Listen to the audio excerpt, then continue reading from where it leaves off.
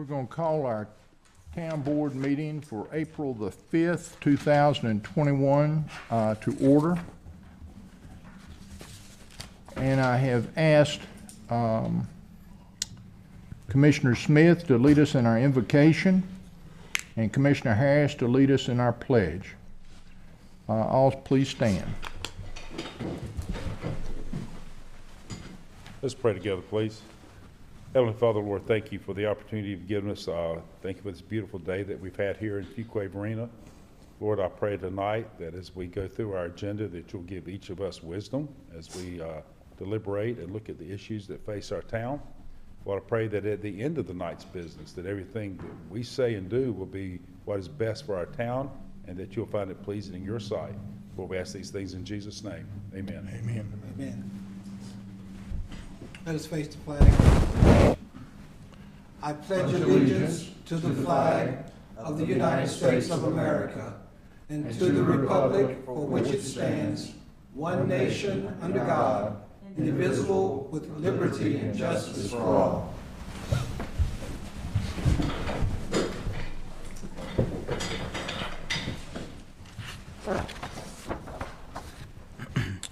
At this time, I will ask our town manager, Adam Mitchell, to review the meeting protocol for public participation as it relates to this virtual meeting. Adam? Thank you, Mayor. All attendees that have joined the meeting tonight have joined muted. There is a public comment period near the beginning of the meeting, and there are public hearings scheduled for this evening as well. The time to address the town board on any matter that is not the subject of a scheduled public hearing is during the public comment section of the town board meeting agenda. If the public wishes to address the town board during either the public comment period or the scheduled public hearings, they will need to notify the town host that they wish to speak. For the public's benefit that may be joining the meeting via the Zoom application this evening, if you wish to speak, please press the raise hand button in the Zoom app. If you're joining the meeting via telephone, please press *9 to raise your hand. After you have raised your hand, you will enter into a queue. When the time for public comment begins, Mayor Byrne will ask the town host to recognize you to speak by calling out your name or the last 4 digits of your telephone number. You will be unmuted at this time and allowed to address the town board. We ask you to begin your comments by clearly stating your name and address for the public record. The public is asked to keep all comments to 3 minutes so that all that wish to speak can be heard in a timely manner. Once you have finished addressing the town board, you will be muted for the remainder of the meeting. And this concludes the protocol for tonight's meeting. Thank you, Adam. Okay, we move on to 3A, approval of the minutes from the March 16th, 2021 regular scheduled town board meeting.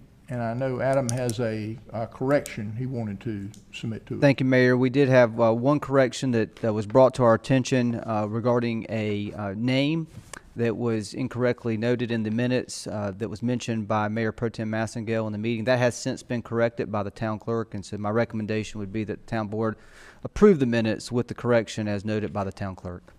It was simply a spelling of a last name on there, so that being the case, Mayor, make a motion to approve the minutes as edited by the manager or the clerk. Second. Got a motion and a second. Any further discussion? All in favor signify by saying aye. Aye. Opposed? Motion carries. There are no presentations for the April 5th, 2021 regular town board meeting. Okay. At this time, the IT director will call on individuals that have virtually raised their hand by way of the Zoom app or by telephone. Those wishing to address the town board will be unmuted one at a time. As a reminder, public comments for those wishing to speak on matters that are not subject to a public hearing. Those speaking are asked to begin by stating your name and address for the public record, and please limit your comments to 3 minutes in order that all who wish to speak may be heard in a timely manner. Scott, do you have anybody? No, sir, there are no hands raised. Okay. We will move on to the next item. Item 6A. No items from a previous meeting? We do have. No items. No items, that's what I was gonna say, yeah, we don't have anything here. Okay, we move to 7A. Public hearings. Public hearings are a time for the petitioner to present his or her request and for the public to give input and to voice their favor or opposition to the request. If you wish to speak, the IT director will call on individuals who have virtually raised their hand by way of the Zoom app or by the telephone. Those wishing to address the town board will be unmuted one at a time. Those speaking are asked to begin by stating your name and address for the public record. Please limit your comments to 3 minutes in order that all who wish to speak may be heard in a timely manner. Zoning map amendment and land use plan amendment, Fuquay Warehouse and Storage LLC, 6109 South NC Highway 55, and 1206 NC 42 Highway, REZ 2020-22. More information about this agenda item will be presented by Town Manager Mitchell. Thank you, Mayor. The subject properties are, first let me just reiterate, the purpose of this agenda item is to consider a requested zoning map amendment for a total of 8.34 acres located at 6109 South NC Highway 55 and 1206 NC 42 Highway from the heavy industrial HI zoning district to the commercial corridor conditional CC-CZD zoning district and the corresponding land use plan amendment to reclassify property at 1206 NC 42 Highway from employment village to light industrial. The subject properties are two contiguous properties totaling 8.34 acres, again at the addresses previously mentioned, one of which 6109 South NC Highway 55 is located in the town's corporate limits, and the other 1206 NC 42 Highway is located within the town's extraterritorial or ETJ jurisdiction. The property located at 6109 South NC Highway 55 includes a large warehouse structure currently used as flex space consisting of multi-tenant uses or facility. The property located at 1206 NC 42 Highway, is currently used as vehicular access from NC 42 Highway to the subject property. The subject properties are currently zoned heavy industrial. The zoning map amendment petition requests approval of the corridor commercial conditional zoning district CC-CZD. The petitioner is requesting the following conditions applicable to the use of the subject properties not be permitted: congregate living facility, government agencies and services, electronic sweepstakes, gaming operation, tattoo, body piercing, bar, nightclub, bed and breakfast, hotels, golf course, dry cleaner, and funeral home. 10 uses identified. Surrounding properties are a mix of industrial, retail, and residential uses. Storage and industrial uses are located north, south, and west of the subject properties. A mobile home park is south of the properties, and furthermore, several large tracts of vacant land are located to the west and east of the subject properties.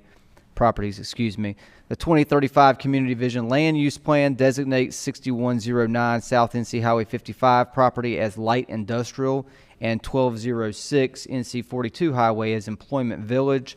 The petitioner has included a land use plan amendment for 1206 NC 42 Highway property as a part of this zoning map petition. Public water and sewer are available to serve the subject properties. The subject properties are located along and have access to South NC Highway 55, classified as a 120-foot right-of-way by our 2035 Community Transportation Plan. This roadway is identified as a 4-lane median divided road with side paths, and it is currently a 2-lane median divided road. 1206 NC 42 Highway additionally has access to NC 42 Highway, which is classified as a 70-foot right-of-way by our 2035 Community Transportation Plan. This street is identified as a 2-lane road with a sidewalk and side path.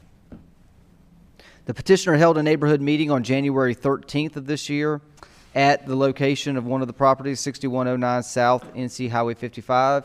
here in Fuquay-Varina. The meeting report was provided to you in your agenda materials, and town staff takes no position as to its content. The 2035 Community Vision Land Use Plan designates the property at 6109 South NC 55 Highway as light industrial, and the property at NC 42 Highway as employment village. The petitioner is requesting a land use plan amendment for the smaller tract at 1206 NC 42 Highway property currently designated as employment village to be reclassified as light industrial. And due to the 1206 NC 42 Highway property's proximity to contiguous property already designated as light industrial, if approved, the requested land use plan amendment would allow the property to be classified more consistently as it relates to the current use in surrounding area. Management and staff are recommending the petitioner's request for rezoning of the subject properties from heavy industrial HI to commercial corridor CC CZD based on the following reason.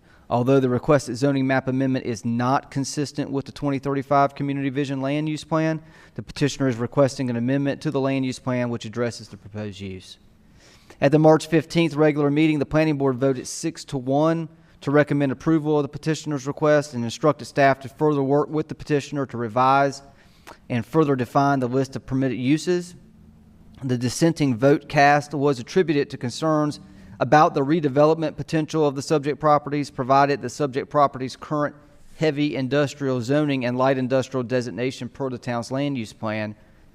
Following the March 15th Planning Board meeting, in a letter dated March 18th, the petitioner proposed and submitted to the town a list of supplemental non-permitted uses as additional conditions to their petition, those being convenience store, service station, pawn shop, telecommunication facility and service, brew pub, convenience and cash business, pet service, tire sales and service, vehicle parts and accessories, automotive express service, automotive repair, animal hospital and veterinary clinic, private kennel and pet service, an additional 14 conditions. On March 29th, the petitioner's attorney sent a letter to the town requesting that these supplemental proposed non-permitted uses be withdrawn and the petitioner's initial 10 proposed non-permitted uses only be considered and proceed to the town board for consideration. There's no fiscal note to report on this, as it is a zoning map amendment and land use plan amendment. The recommendation to the town board this evening is to conduct a public hearing, followed by a motion to approve REZ 2020-22, a zoning map amendment for 6109 South NC 55 Highway and 1206 NC 42 Highway from the heavy industrial HI zoning district to the commercial corridor commercial conditional zoning district CC CZD and the corresponding land use plan amendment reclassifying 1206 NC 42 Highway property from employment village to light industrial. The recommendation again is to first conduct a public hearing. I'm happy to answer any questions that the town board might have either before or after the public hearing. I think we're good. The hearing is now open. Does anyone wish to speak in favor of this zoning map amendment and land use plan amendment? Scott, you see anybody? Yes, sir. Mayor, we have a few hands raised. John Adcock, please unmute your mic. John, come right on. Good evening, Mayor and members of the board. This is John Adcock, the Adcock Law Firm, located at 202 East Academy Street, Fuquay-Varina. Our firm represents the petitioner in this zoning petition. The petitioner requests that the petition be approved, and I'm glad to answer or address any questions the board may have. I think the board's pretty good, John, and you're certainly in favor of it. Yes, sir. Okay. Thank you very much. Scott, you got somebody else? Yes, sir. Angeles Gannon, please unmute your mic. Angela, come right on. Thank you. My name is Angeles Gannon, and I live in the Fuquay-Varina extraterritorial jurisdiction near Wake Tech Community College in Apex. I wanted to reference that 2035 Community Vision Land Use Plan. As I read over it, I realized this document was clearly written by good-hearted people who want the best future for Fuquay-Varina and who also smartly left room for a playbook approach to new opportunities. This new opportunity that we're discussing tonight may represent a slight deviation from the land use plan, but it is not a deviation from the goals of said plan, which include providing a high quality of life for its residents. Here's why it's not a deviation. First, demand for goods and services in Fuquay-Varina has followed right along with the growth and influx of new residents. By granting the request to change the zoning on the two properties, the Board of Commissioners sets up a scenario where multiple small businesses and a house of worship can coexist on a main road into Fuquay-Varina. The location of this entity will create a logical transition between the neighborhoods that dot Highway 55, and there are more coming, and the retail and commercial area you hit once you get on Highway 401, aka Main Street. Secondly, just like the developers of the upcoming Bell Chase project realized, residents of Fuquay-Varina don't want to have to drive to the next town for all their activities and dining and shopping. Likewise, the Fuquay Sports Center will provide things that local people want, such as a vibrant, diverse church and safe places to take your kids for athletics, track out camps and activities during year-round school breaks, and to host their birthday parties.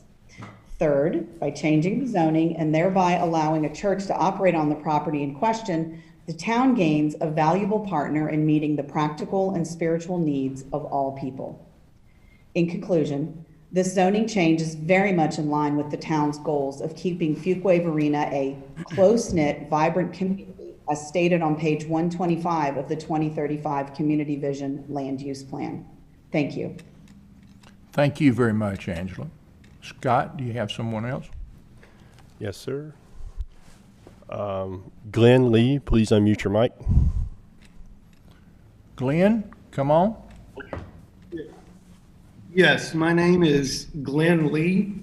My address is 8109 Steel Breeze Drive, Fuquay-Varina, North Carolina.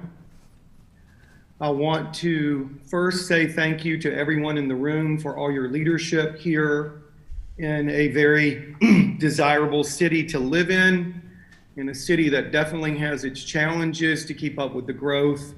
But I commend each of you for your commitment and your stand for the best for Fuquay-Varina. As the lead pastor of Church Alive, I think I can speak for the multiple hundreds of people that attend our church that we believe this building and the rezoning of this building will only further enhance the progress and the future vision of Fuquay-Varina. And so I want to personally thank the town staff and the town planning board for recommending this, and I hope that the commissioners will as well. Thank you very much. Thank you very much. Now, the planning board, Adam, they recommended. Yes, 6-1. Okay. All right. Scott, you have next?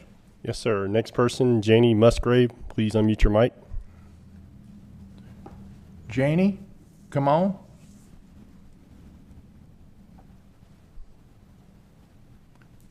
Janie, can you hear us? 1 second.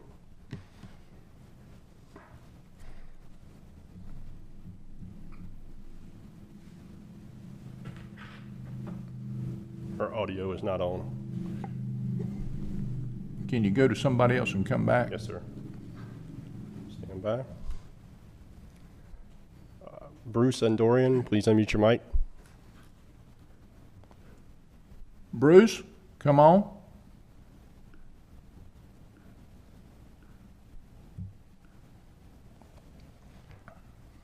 Hi, this is Bruce Adorian. I live at 2712 White Rail Drive in Fuquay-Varina.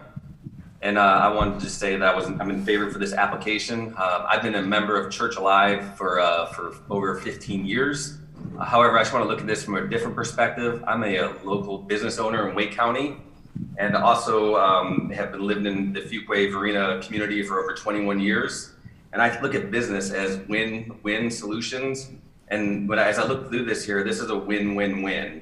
And I think it's a win for the town of Fuquay for what Angelus and Pastor Glenn already spoke about. I think it's great that area just needs to be revitalized or bring a lot of energy and enthusiasm in that area. I think it's a win for the current business owners that are already in that place, because what a better way to marry together local businesses with a church community and families for a win there. And last, it's a win for Church Alive. We have been rooted in this community for years. And I think we've done many things to help with outreaches and things of that nature. And I just think it's a win-win-win across for all three parties. So again, I vote in favor for the approval of this application. Thank you so much, Bruce. Scott? Thank you. You got another one? Her hand is no longer up, so there's no other hands are raised.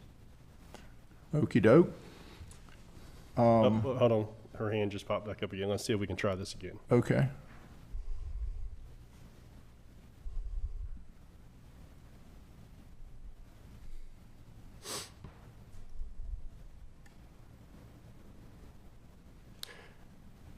Janie, it appears your audio is not enabled on your Zoom client.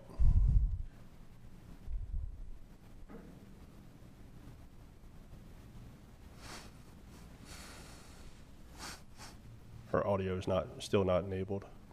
Okay, can you send her a text or anything, or she doesn't maybe know how to do that?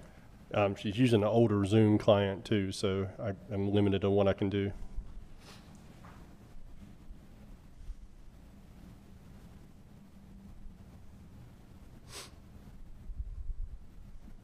Still no audio. Okay. It's Janie. Janie Musgrave. Janie, we're going to move on. Scott says he's having a hard time getting your audio to work correctly. Okay, thank you. Anyone else wishes to speak in favor? There are no other hands raised, Mayor. Okay. Does anyone wish to speak in opposition to this zoning map amendment and land use plan amendment?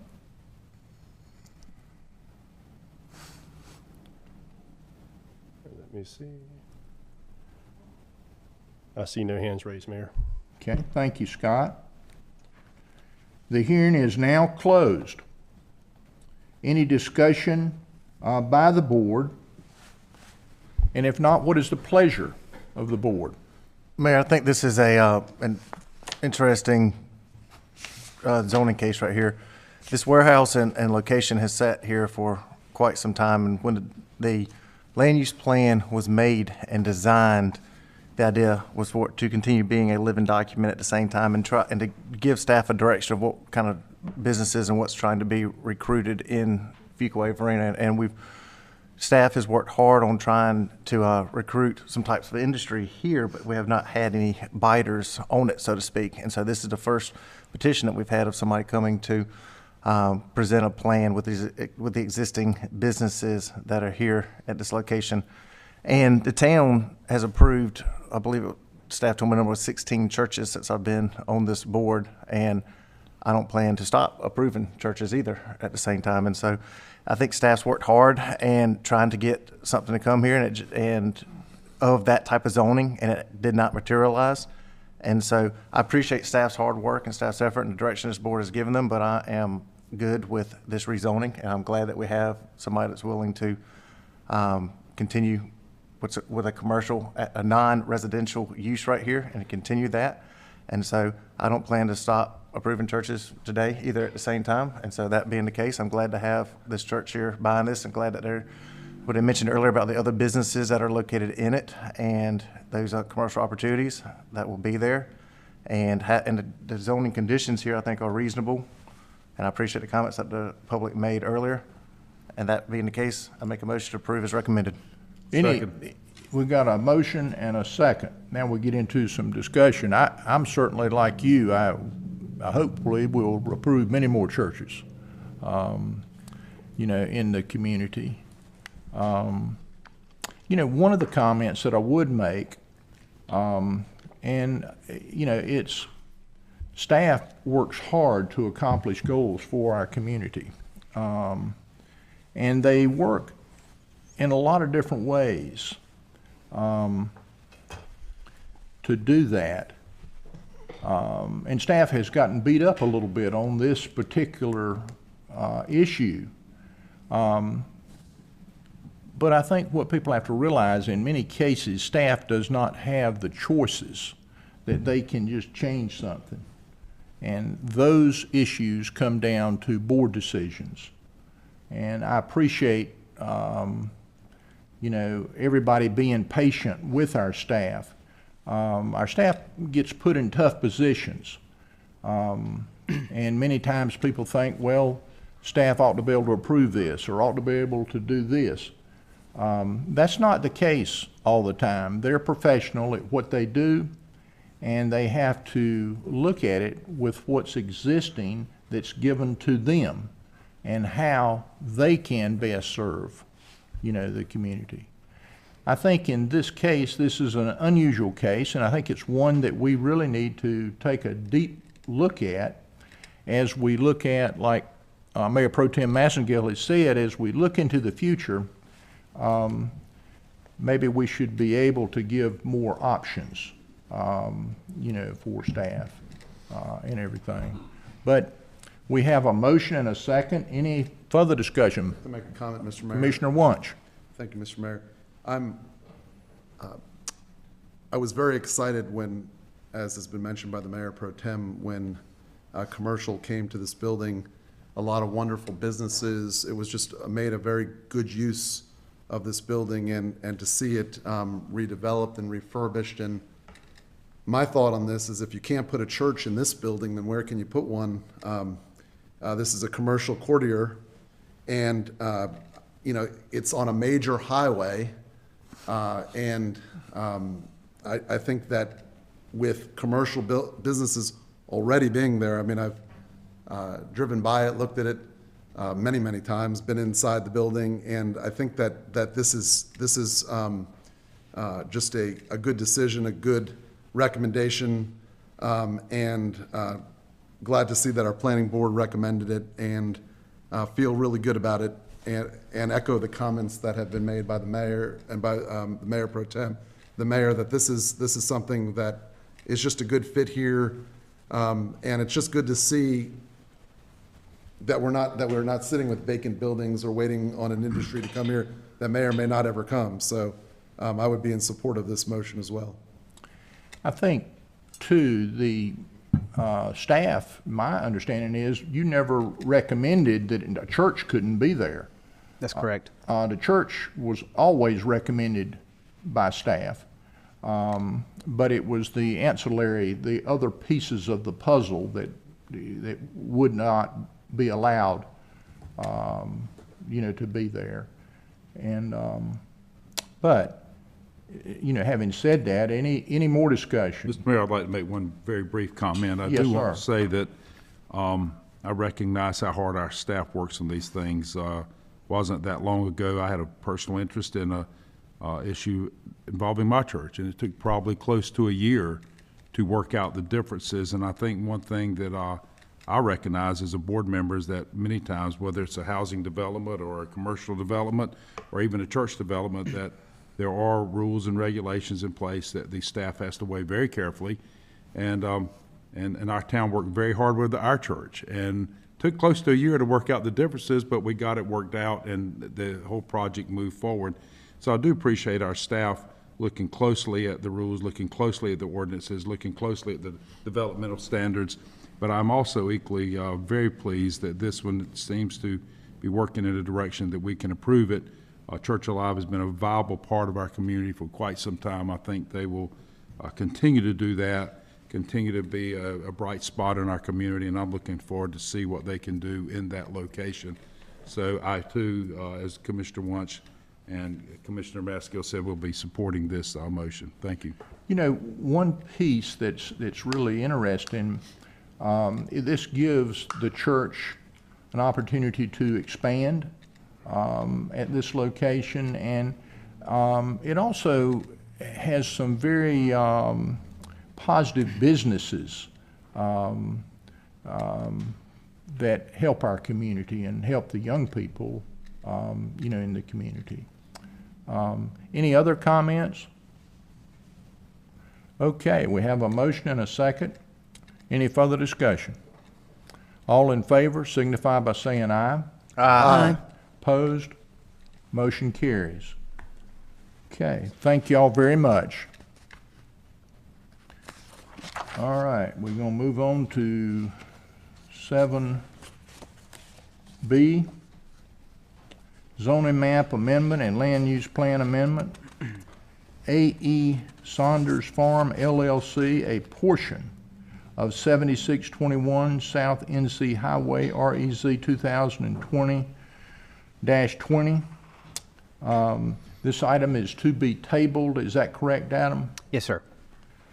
Do we need a motion to do that, to table it, or just, Yes, sir. The motion would be to table the public hearing and consideration for REZ 2020-20, a zoning map amendment for a portion of 7621 South NC 55 Highway from the residential agricultural RA zoning district to the residential medium density conditional zoning district RMD CZD, and the corresponding land use plan amendment from rural residential RR to small lot residential SLR as requested by the petitioner. And this if we is- can, in that motion, do a date certain to April 20th. That's correct. And this is not a continuation of the public hearings. We're not opening the public hearing at all. Right. that's right.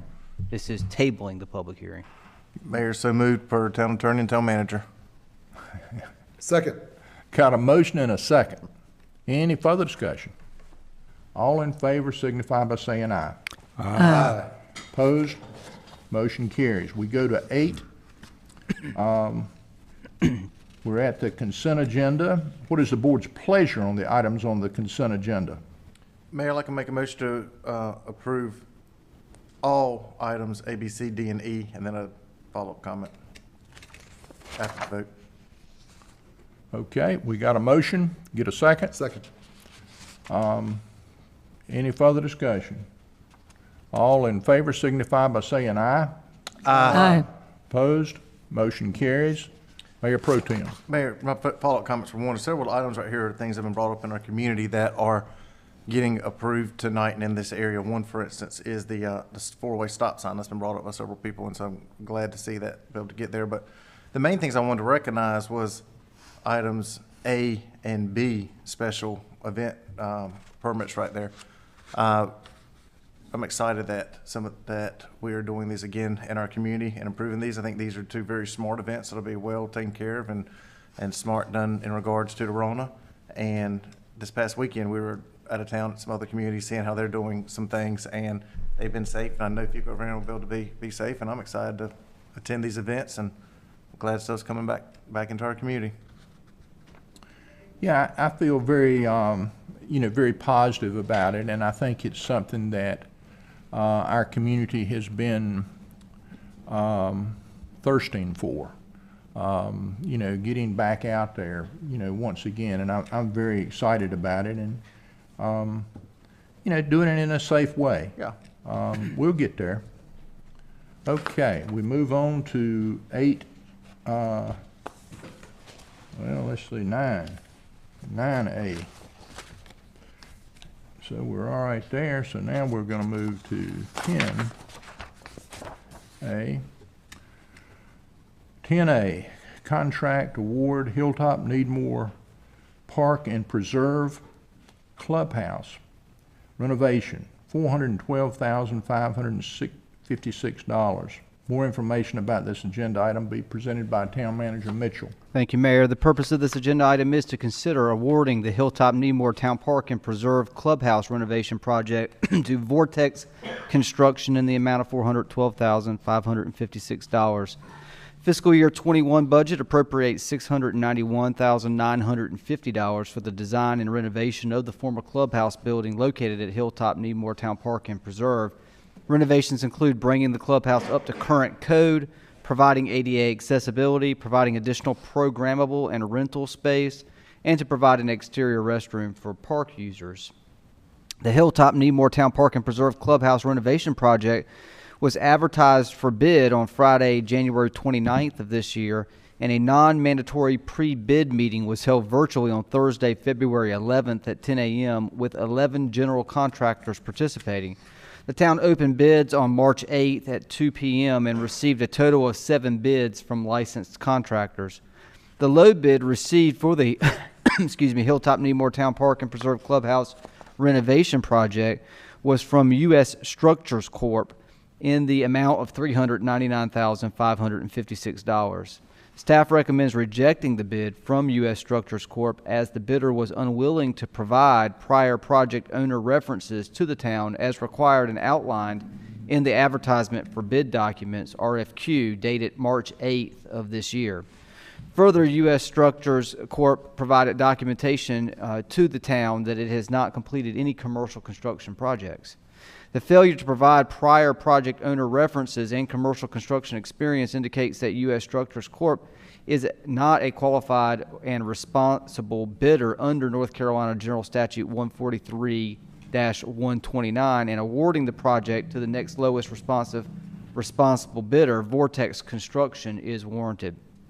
Vortex Construction provided prior project owner references to the town, and after a thorough evaluation of experience on similar projects, town staff determined that Vortex Construction has the experience and qualifications necessary to deliver the project as excuse me, as identified in the bid documents and specifications. Town staff recommends awarding the construction of the Hilltop Needmore Town Park and Preserve Clubhouse renovation project to Vortex Construction in the amount of $412,556 as presented and recommended, and authorize me as your town manager to execute a contract with Vortex Construction in that same amount, subject to the town attorney's review as to form. The duration of the renovation project is expected to take 240 days.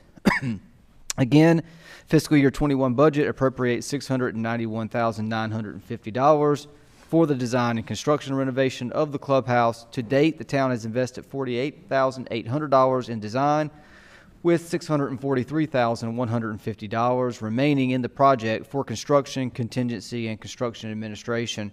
The current balance adequately covers the award of the project and contingencies. The recommendation to the board this evening, and I'm going to state this very clearly for the record, that way if the board wishes to make this motion, perhaps you would prefer to make the motion as read aloud by management versus stating all of this verbatim over again. The recommended motion is to reject the low bid of U.S. Structures Corp. In accordance with North Carolina General Statute 143-129, by determination of the town board that the company does not meet the responsible bidder standards set forth under North Carolina General Statute 143-129 and applicable law. In making this determination, the board considered that U.S. Structures Corp. Was unwilling to provide professional references as required and outlined in the advertisement for bid documents, RFQ, dated March 8, 2021, and that U.S. Structures Corp. Has not completed any commercial construction projects, and award the construction of Hilltop Needmore Town Park and Preserve Clubhouse renovation project to Vortex Construction in the amount of $412,556 as presented and recommended, and authorize the town manager to execute a contract with Vortex Construction in the amount of $412,556, subject to town attorney review as to form. I'm happy to answer any questions that the town board might have.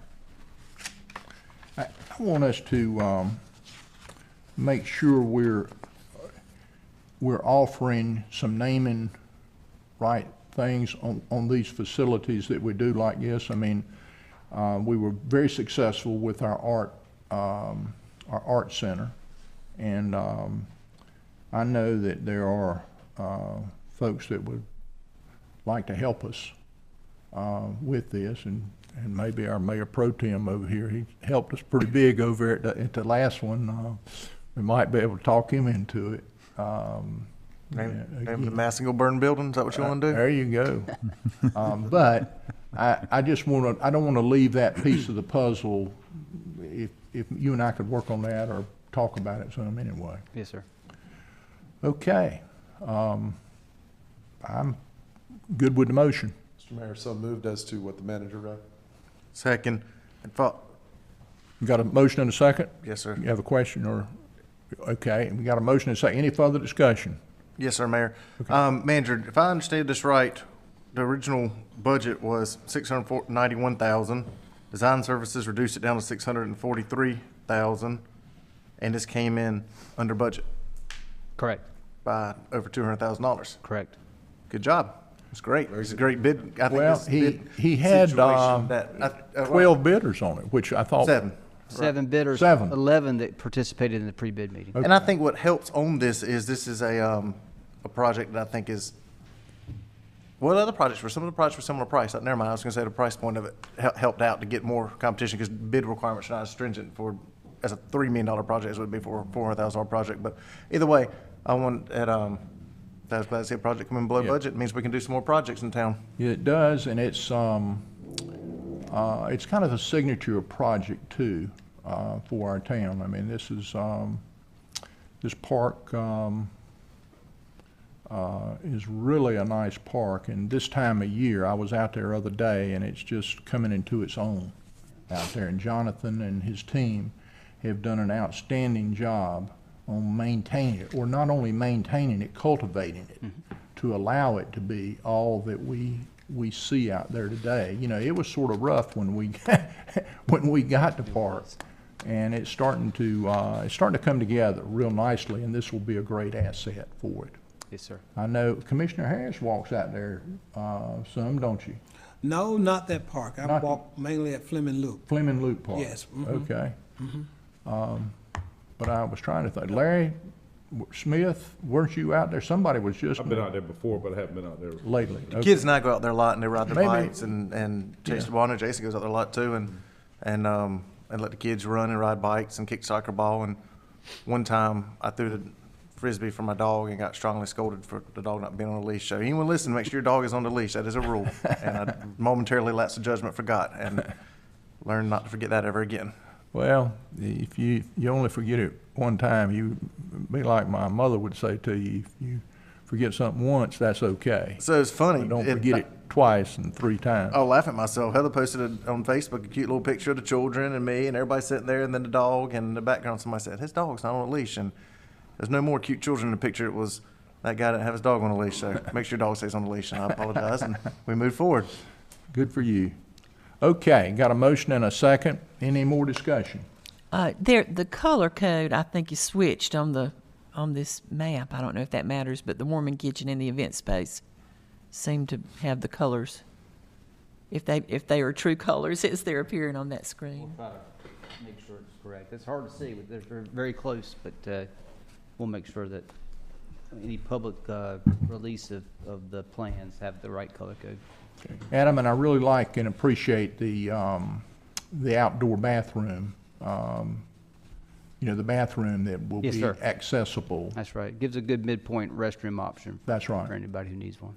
Okay, got a motion and a second. Any further discussion? All in favor signify by saying aye. Aye. Opposed? Motion carries. Okay. We're going to move on to 10. Hang on a minute. Trying to get to it. 10B, contract award, project ordinance amendment, and budget amendments. 2020 waterline replacement project, $943,440. More information on this agenda item will be presented by Town Manager Mitchell. Thank you, Mayor. The purpose of this agenda item is to consider award of a construction contract to J.F. Wilkerson Incorporated for the 2020 waterline replacement project along with corresponding budget amendments, project ordinance, and project ordinance amendment. On March 14th of this year, the town opened bids for the 2020 waterline replacement project. This project will replace water lines on Clifton Street, Blanchard Street, Fawcett Street, and Raleigh Street.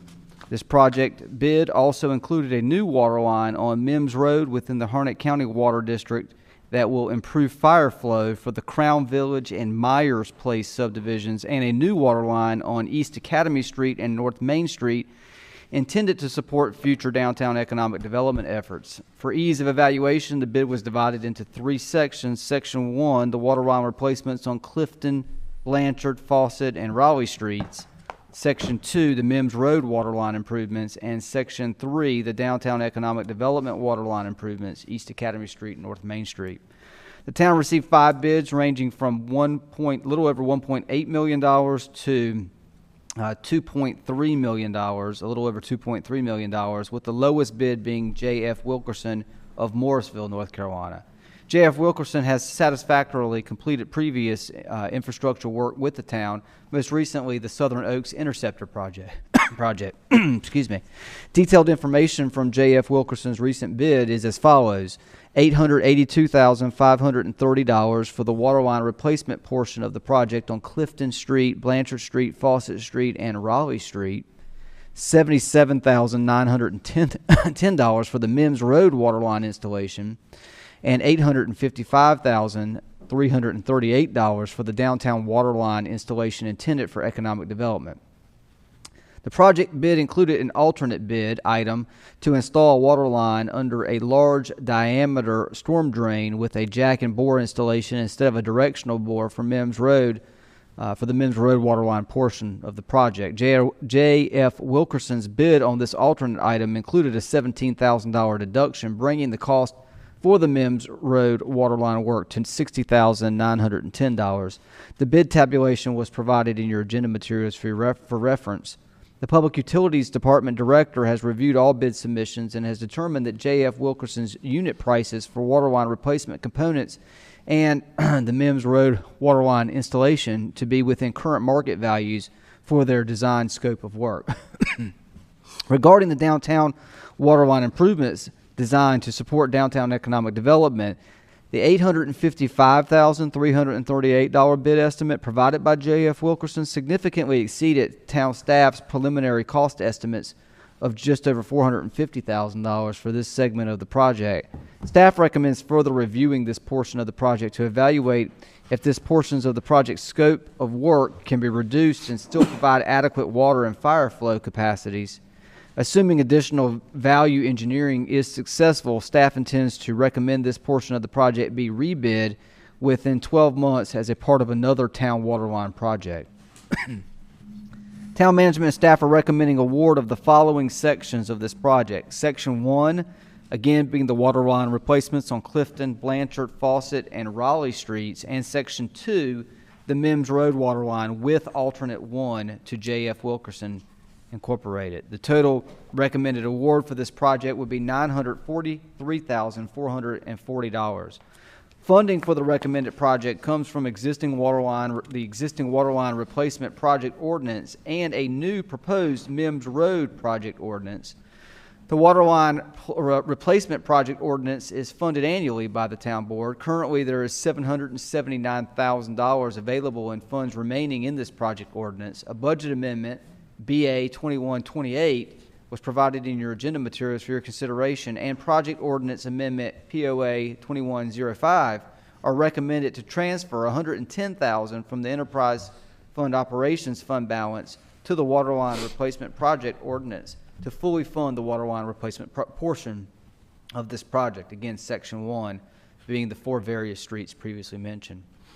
A budget amendment, BA 21-27, is requested to appropriate and transfer $80,000 from water capital reserves to the proposed Mim Road waterline project ordinance to fully fund this portion of the project. The recommended transfer amount exceeds the bid amounts in order to provide funding for unforeseen project-related circumstances. The motion before the town board that is recommended this evening is to approve budget amendments BA 21-27 and BA 21-28, Mims Road Waterline Project Ordinance and Waterline Replacement Project Ordinance Amendment, POA 21-05, and award the contract to J.F. Wilkerson Incorporated to undertake the 2020 Waterline Replacement Project in the amount of $943,440 as presented and recommended, subject to the town attorney's review and approval as to form. I'm happy to answer any questions that the town board might have. Included in your agenda materials also were the construction plans for the various waterline improvements. These are areas that we've had extreme problems. Well, they're older infrastructure that we're recommending to be replaced. Yes. You know, they always go out on the real cold nights, and when the temperature is fluctuating, kind of like it is now. You know, we've been real cold, and now we're getting pretty warm. So the earth is moving a little bit, and that makes our older water lines extremely vulnerable. I think it's a good thing to go ahead and move forward with it, and I would encourage you to go ahead and move forward with the other ones as soon as possible. Yes, sir. Adam, it's not going to be any cheaper. I would entertain a motion on this. Mayor, so moved. Second. Got a motion and a second. Any further discussion? All in favor signify by saying aye. Aye. Opposed? Motion carries. Okay, we move on to 11A, Manager's Report, Project Status Report, the State of Town Video Update. That one's going to be good. And then the concert in April. Adam? Yes, sir. So just a couple items to report to the board. As it pertains to our Economic Development Department, Matt Poling, our Engineering Director, Maureen Daly, our Arts Center Director, and Alyssa Bird, our Economic Development Director, served as presenters in a recent Raleigh Regional Association of Realtors webinar.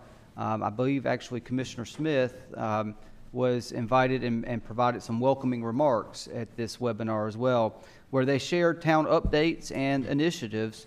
The event, I believe, had close to or nearly 50 people attend and was well received. We've heard very good positive feedback from this event since our staff participated in it. So I want to recognize Matt, Maureen, and Alyssa for being good ambassadors of the town and representing us well. Our downtown department, just a couple updates there. En Plein Air is scheduled for April 23rd and 24th in conjunction with the Fuquay-Varina Downtown Association. And our downtown master plan survey, just an update on that. So far we have received nearly 400 responses to the survey on Let's Talk FV. We intend to bring our downtown master plan project updates and status of public input process to the board at future meetings, just as information. And as it pertains to our inspections department, March was a new record month. Wow. We had a total of 192 single-family permits issued for the month of March. The record previously was the month before in February at 171. This is certainly an unprecedented pace of single-family permits being issued for the town. We'll see if the trend continues through the spring months and summer months. But right now, there's a lot of activity happening in our community. And so wanted to provide that update to the board. Additionally, our finance department is nearing completion of the departmental budget meetings and working with management to balance the recommended budget and 5-year plan in advance of our upcoming budget workshop scheduled for, I believe, Wednesday, April 21st. Our IT department is preparing for return of the remaining teleworkers for in-person work, which will be happening here in the next a couple of weeks. Our Public Works Department has been very much involved in mowing activities as the warmer weather has, of course we had a little bit of a cold spell last week, but as the warmer weather has kind of fluctuated, come and gone, it's required more mowing activities, and we're working with our communications and NCDOT on litter education. I think you probably have seen some information in the news recently about how NCDOT has been struggling with litter control and education on their highways. Certainly we've seen that here in Fuquay-Varina. We have had some recent assistance from NCDOT on some of our major corridors, and so we've seen a little bit of an improvement. I want to thank Senator Batch. I know the mayor and I both talked to her about the litter along our major highway corridors, and her office personally got in touch with NCDOT to try to get some faster attention here in Fuquay-Varina. So I want to recognize Senator Batch for that help. And you know, Adam, I would make one comment. I have picked up on my walking, and you know how I try to walk a good amount each day. I've picked up now 128 masks. You know, I don't think people I think they accidentally drop their mask. It's sort of hard to keep up with in your pocket, and they get in their car and they get out of the car and they drop them. And I'm just sort of keeping up with it on my own as a goal, but that is part of this litter that we are seeing out there, and there's a lot more of it today than it was maybe 2 years ago. You're right. Yeah. And I also want to recognize our Public Works Director, Tracy Stevenson. I know he's been communicating pretty frequently here lately with not only DOT representatives, but also citizens in our community that have reached out and expressed concern about litter and what they might be able to do to help with the issue. And so Tracy's been educating them on how they can help with the process as well. and I got to say, our public works staff, our streets department, the employees in that department have been trying to supplement they do a great job. The gap in time between DOT being able to put the resources down here and helping keep our community looking clean and healthy. And so the staff has, I think, done a good job in this last few months. Recently, the Art Center began registrations for summer camps and classes, and the Bengal Cubs will soon be seen out and about in our community again, so be looking for those. The James A. Campbell Park restroom contractor has mobilized on site, and so this project is getting going. Our pre-designed public engagement for the Community Center North and Active Adult Senior Center project will conclude at midnight tonight on Let's Talk FV. We've got a tremendous amount of feedback and response on that as well. Our summer program guide is published, and some activities, including summer camps, are available for registration. Indoor pickleball has resumed at the community center as of today with COVID-19 protocols, and mowing and seasonal maintenance activities have increased as the weather has warmed up. And planning is underway for an event that I'll mention here shortly later on in my comments. So I just wanted to provide those comments to the board. In addition, as the mayor noted, there's a project status report in your agenda materials with a long list and menu of projects that are actively being worked on, and some that you'll see under this new format that have been checked off and are being crossed off the list. So we're checking boxes as we're adding to the boxes as well. In a moment, I'm going to ask Susan Weiss just to hop on and give a quick update on the data and response from our 2020 State of the Town video. But I do want to just mention to the board that we are planning to have our first kind of dip our toe back in the water post-COVID, not completely COVID, post-COVID, but since COVID-19 concert, public concert. And we're going to have it on Thursday, April 22nd in Centennial Park. There are going to be COVID-19 protocols. This will be a ticketed event, and more information will be going out about that. No cost to the ticket, but it will be a ticketed event. Town residents will have the first opportunity for those tickets before it's opened up to outside town residents.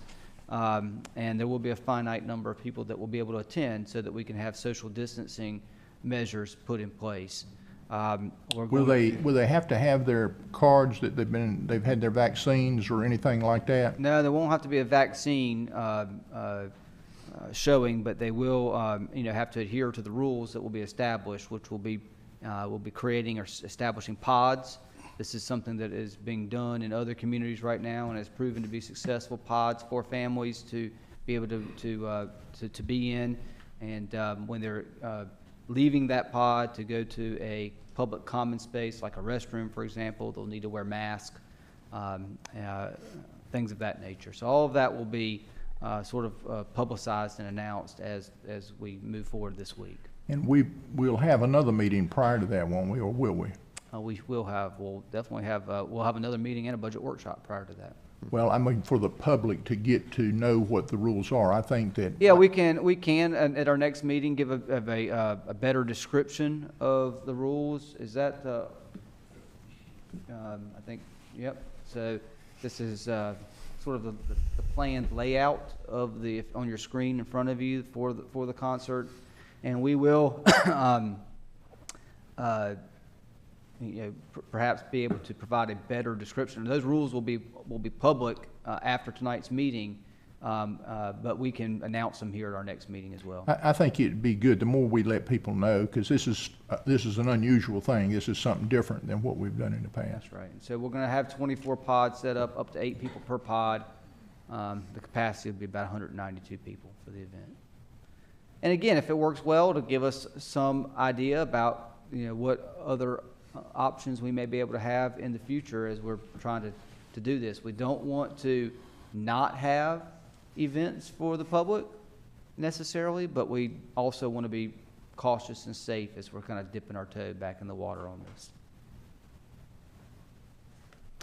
And with that, Mr. Mayor, I'd ask for just a moment for Susan Weiss, our Communications Director, to hop on with us and give a quick update to the board about our State of the Town video and presentation. Susan, come right on. Hi, can you hear me? Yes, you're good. Fabulous. Good evening. I just wanted to give you a real quick update on the 2020 State of the Town, which I think was a real big win in terms of involving the community and our staff and portraying 2020 in a positive light and showcasing the town and the many projects that very much positively impacted the town. I think we definitely reached our target audience. The statistics tell us that we had a total of over 15,600 minutes of the video that were viewed. And we reached almost 24,000 people with the video. And both of those statistics are an increase of 31% over last year. I personally believe, as a marketing person, that reach is the most important statistic that you have. If you're reaching your target audience and we're reaching our local market, that is the best indicator of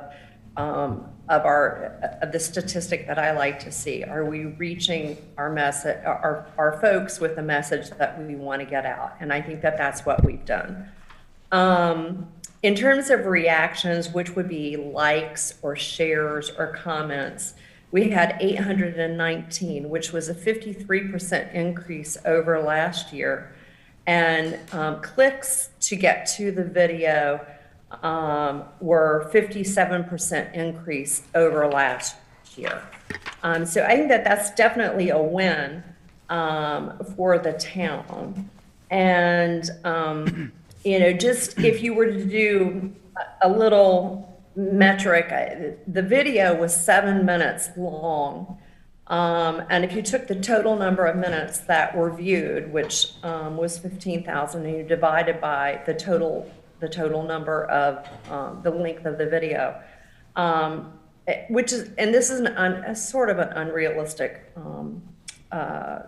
statistic, but you could say that about 2,200 people watched the video from beginning to end. And that's pretty much more than double what we had last year. So we really are getting the message out that Fuquay-Varina is a dash more. And that's really good. And that's what we want our State of the Town to do. So that's a win for our State of the Town. We've had lots and lots of positive feedback from the community. We reached our intended audience with our message.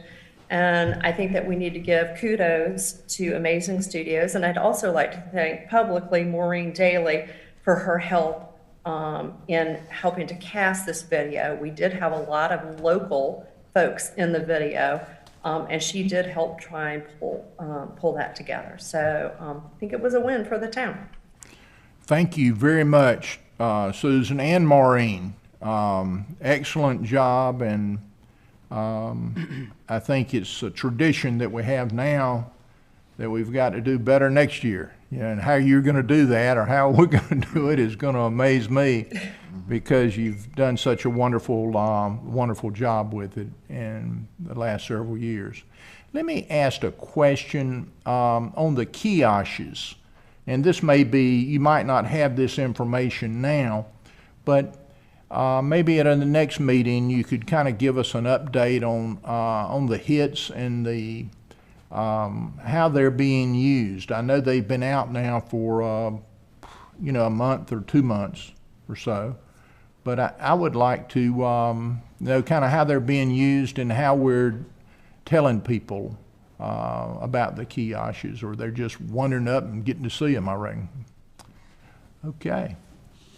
Thank you. I'm sure we can get some information together for you on that. That sounds great, Susan. Thank you. Thank you. You're welcome. Adam, did you have anything else? I have no other comments under manager's report tonight, Mayor. Okay. All right, we'll move on. I don't know, my last slip here doesn't have a, here we go. Maybe I call on Commissioner Wunsch that before we get into, I know he had kind of wanted to report. Thank you, Mr. Mayor, and thank you, Board. As you all know, I've been serving as the chair for the Public Safety Committee, and we have now had 3 meetings. Our first meeting was an organizational meeting where I'm sorry, let me talk into the microphone for the public. Our first meeting was an organizational meeting. I was talking about the formation of the Public Safety Committee, where we established our mission and kind of just came together of how we were going to operate, how frequently and such. Discussed some parameters. The second meeting, we had a presentation from the League of Municipalities. Was very interested in hearing what they had to say. Commissioner Harris talks a lot about the League of Municipalities, and I know they're just a wealth of knowledge, and so that was very interesting, as well as his work with the League of Municipalities. And then the third meeting was totally devoted to public comment. So the third meeting, we did not present anything, we just listened. And there was quite a bit of public comment. I believe at least 15 or more people spoke at the public comment, and I spent, along with our committee members, the time just ferociously taking notes, taking a lot of notes, and as fast as my hands could write down what was being said. And so as chairman of the Public Safety Committee, I wanted to bring up some concerns that I have to our full board. At our last meeting, as I was stating, we heard from the public, and one of the repeated things that I heard over and over and over again, and this was requests from the public, was that we work in a capacity that allows for extensive dialogue between the committee and the public. I don't feel that the Public Safety Committee can function in that way, providing an extensive dialogue that has been requested, this extensive dialogue. Town committees have historically been venues where policy is reviewed for recommendations to the full town board. And at most, there has been a small amount of public comment. And I've spent a lot of time with town committees. Even when I wasn't on the Law and Finance Committee, I would still go and sit and listen. And so it's basically been a review of policy and very little public comment, but certainly not back and forth engaging as has been requested by those public members who attended our meeting virtually. So I've given this a lot of thought, and when I say a lot, I mean a lot of thought, and I feel a better route to go to accomplish this meaningful dialogue between the town and the community would be to go through the public having its own committee, a public committee, that town management and elected officials may choose to participate if invited. This would allow the public to review relations between our town and its community members as a whole, rather than just limited to one specific department. The goal is to do what is in the best interest of our community. The Public Safety Committee cannot fully meet expectations of having an extensive dialogue with the public because, in short, I feel it's the wrong venue to accomplish this goal. Now, at the very beginning, Commissioner Harris had originally recommended a citizens committee. And I would see this citizens committee making recommendations on relations between our town and the community. I believe that the citizens committee would be better and more effective route to go and answer what I've heard the citizens ask for in terms of having a meaningful dialogue between themselves and the town. I do not, however, I don't believe that the Public Safety Committee should appoint this citizens committee, but rather the citizens should form a committee themselves through a grassroots effort so as to better ensure that the Public Safety Committee does not miss the mark. And that was one comment we heard at the meeting, that we were missing the mark. And we heard over and over, this doesn't give us a chance to have dialogue back and forth. And we heard this just over and over and over again. And so these are my thoughts as to how we should proceed in the future. It's not saying the Public Safety Committee should never meet again. It's saying that I feel this is where we need to proceed from here, a citizens committee to address any issues that they may see, and then they can bring them forth to the Public Safety Committee or to the full town board. But I would love to hear any comments or suggestions from our full town board on this matter. And I know that I would like to say too, I know that with all this said, I know that the police department, under the leadership of Chief Onstock, has done a lot of work in this area with the barbershop rap sessions, with Coffee with a Cop, with reaching out to the community, with the Facebook page. I know that there's been a lot of effort in this area, and I really have seen the public appreciate this kind of dialogue. They really have, and this initiative has been taken, and I think it just worked very well when citizens have been able to come together, and of course this can include elected officials, management, but I've seen this work very well, and so this is where my thought process is going, and I wanted to present this to all of you because I just feel like this is something I wanted to share at this point. If something's not effective or if something's missing the mark, then I don't see that it should continue. I feel like there should be an adaptation, and this would be my thoughts. Thank you. And I would just love to get some feedback from our board on the things that I've said or anything else you would like to share. Well, I would say this, Jason. I would make myself available, to meet with any group. And do my best to be a good listener and to bring information, back to the board. I know in Wake Forest, Mayor Jones has done a similar thing, and she and I have spent time talking about it. But let's get feedback from other folks as well. Mayor Pro Tem, you. Yeah, thank you, Mayor. When I seconded the motion for the Public Safety Committee to meet, I was under the impression that it was meeting to generally strengthen relationships with law enforcement and our community, which is something I support. I think everybody would support that. And it's evident that our police chief and police department supports this effort. That's evidenced by the outreach that has been spearheaded in the past few years in Fuquay-Varina.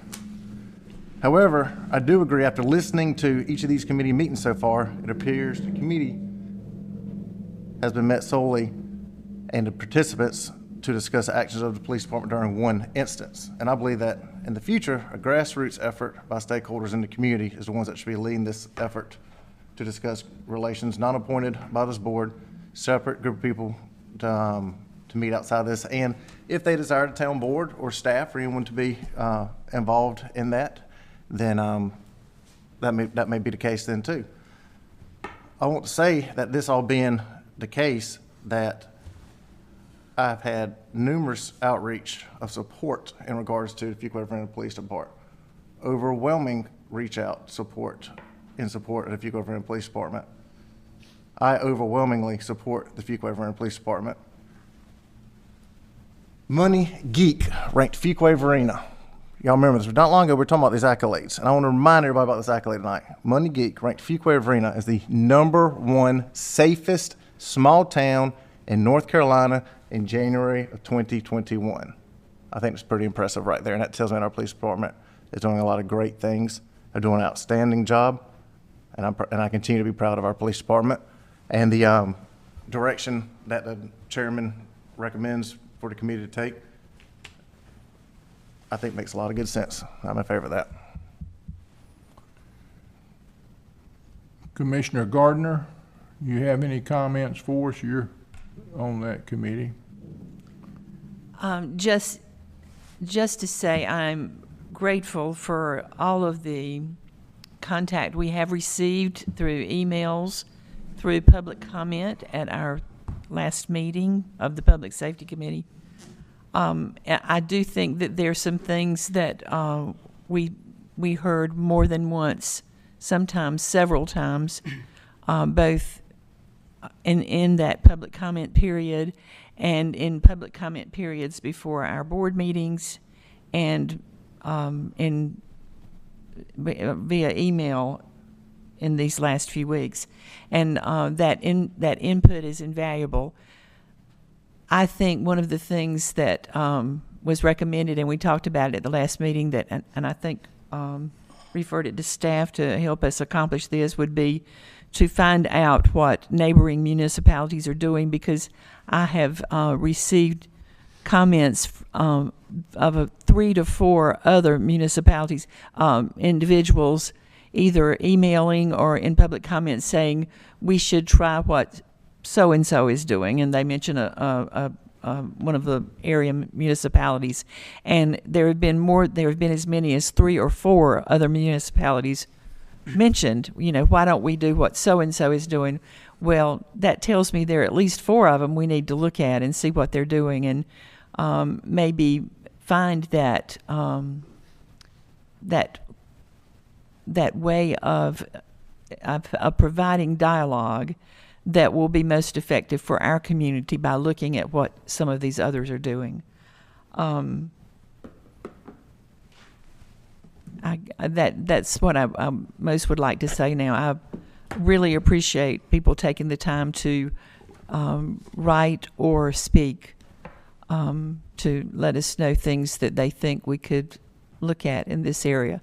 I too think that we have a very dedicated and effective police department and one of the best chiefs around.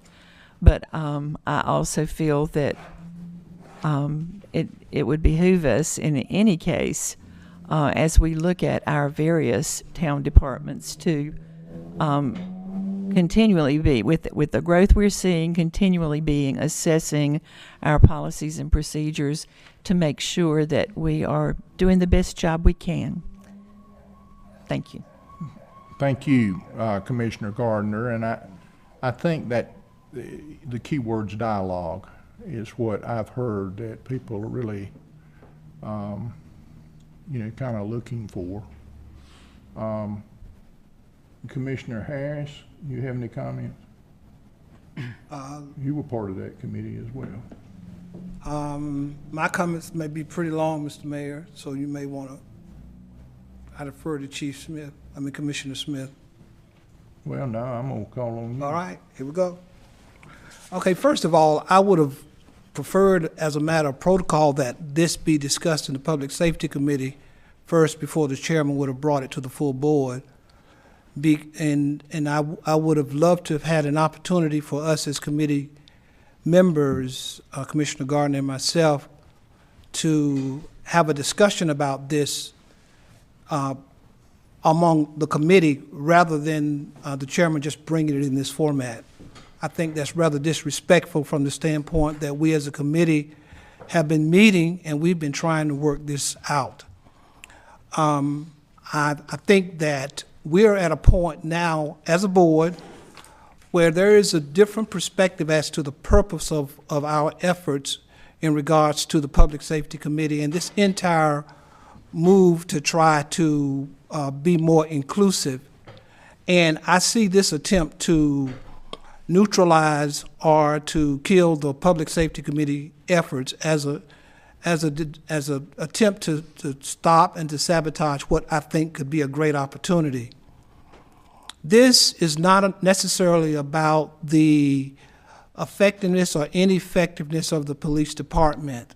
What it's about is having an opportunity for this board to take the leadership role in enhancing ongoing further inclusion and participation by the citizens. And somewhere along the line, I think the conversation has gotten to the point that if we move forward, we're saying that the police department is bad. If we don't move forward, then what's going to happen with that? This is not about that, but I think somewhere along, because this has risen to the level of a conversation with social media, that we as a board have become polarized and saying if we're this way, then we're against the police department, and that's not about what I think the perspective is. I still see the effectiveness of the Public Safety Committee.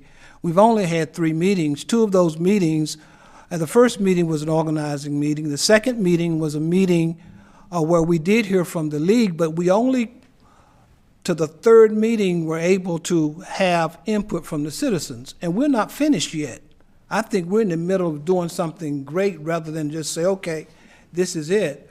One of the things that I know about community engagement and the effectiveness of community engagement, you have to have a backbone committee. You have to have a core committee in order to springboard into dialogue. If not, you have disorganization. You don't have any consistency at all in relationship to the effort for ongoing engagement. The other aspect of the Public Safety Committee, it can be the backbone committee that can springboard a community advisory committee.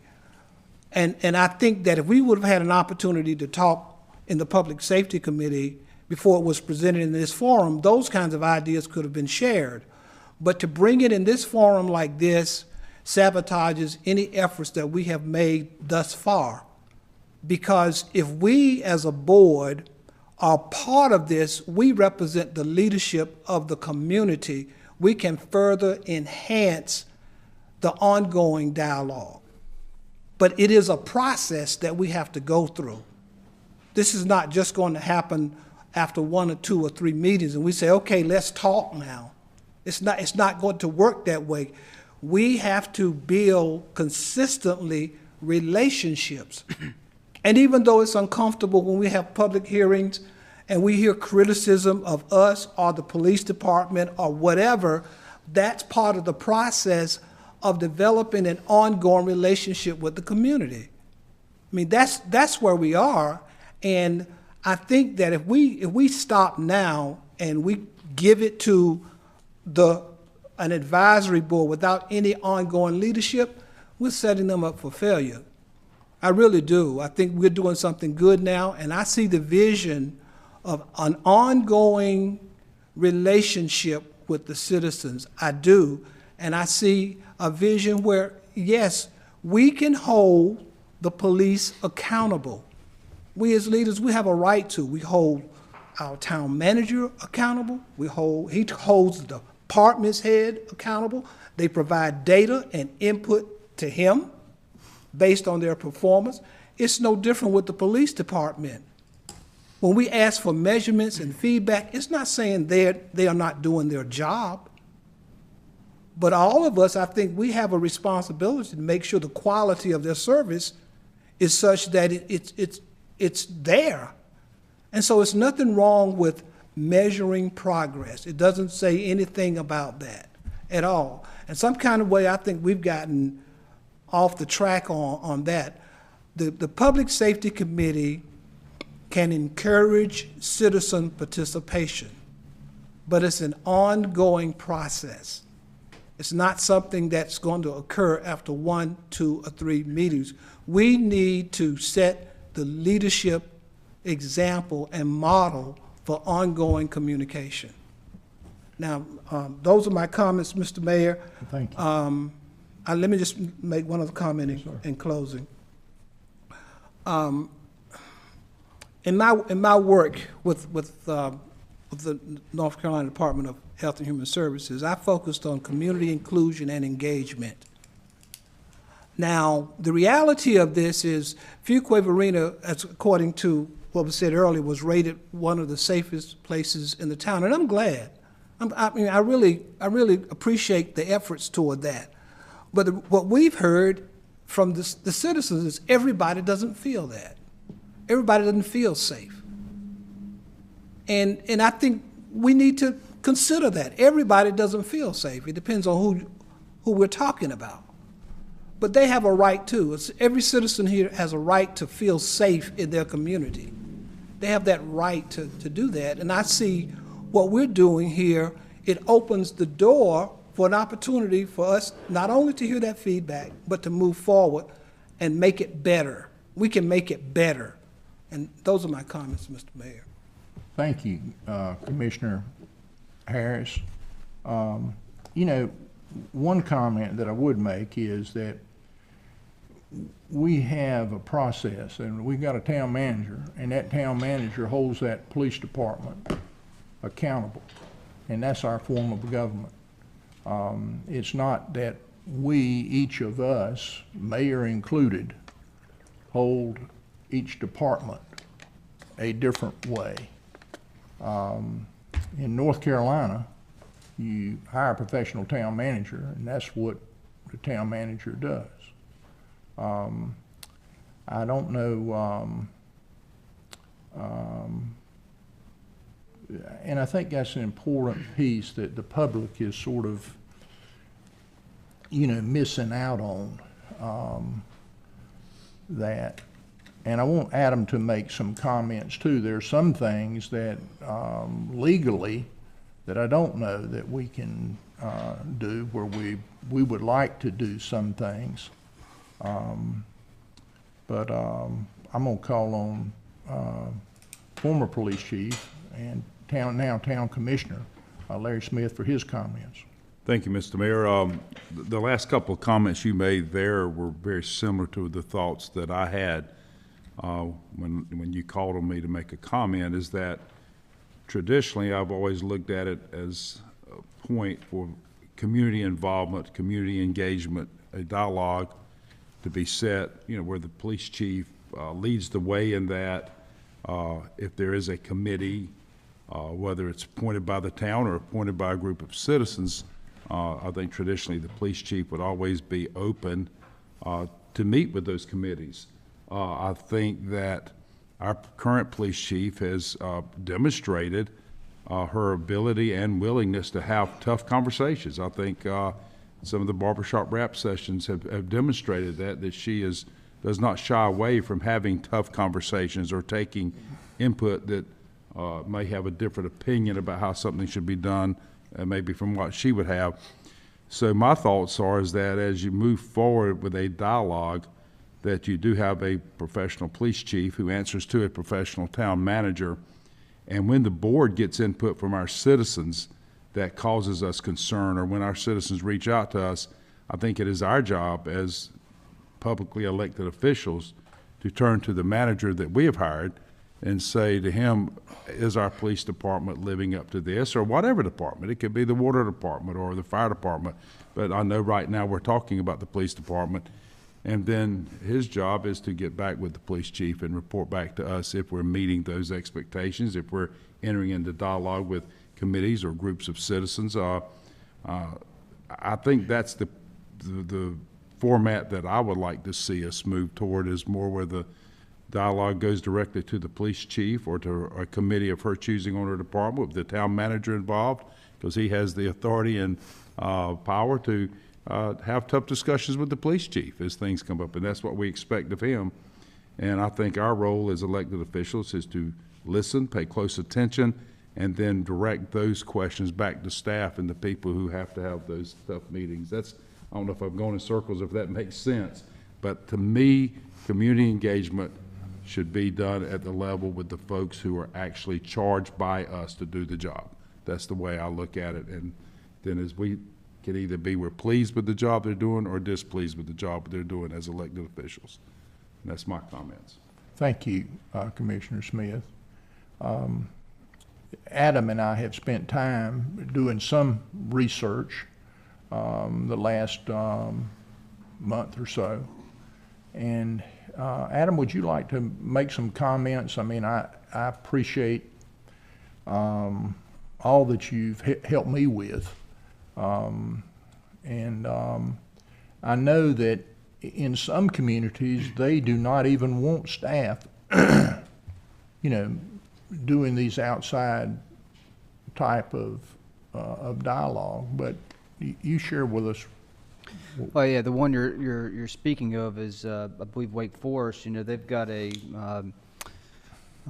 and have now for probably the last 6 to 9 months have had a consistent dialogue happening in their community about not so much about the police department as really just sort of race relations in general in their community. And I know that the mayor there has participated in those conversations, those open forums of dialogue and conversations. I know that other elected officials have. They've purposefully not had staff be a part of those. They received, as I understand it, some legal advice from their town attorney about how having staff be a part of those dialogues and conversations could trigger certain requirements for public notice and things of that nature.